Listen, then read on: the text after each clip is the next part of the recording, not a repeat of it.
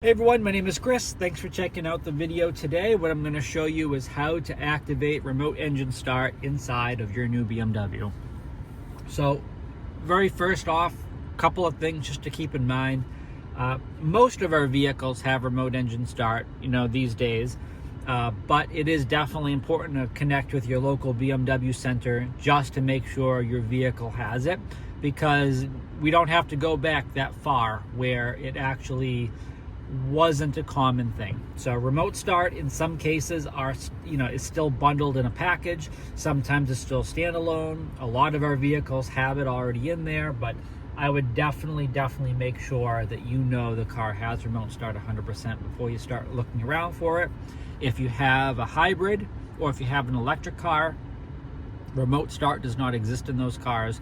It is called preconditioning. It uses the battery to warm up or cool down the vehicle, so just keep that in mind. So that's why you're not going to find remote start in there.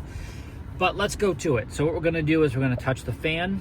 We're going to go down to preconditioning, remote start. This has to be toggled on, so it's green.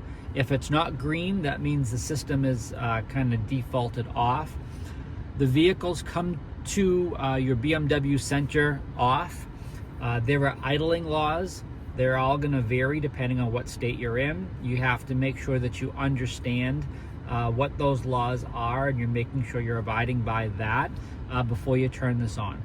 Thanks again for watching the video. Please check out the links below, and thanks again for checking it out today.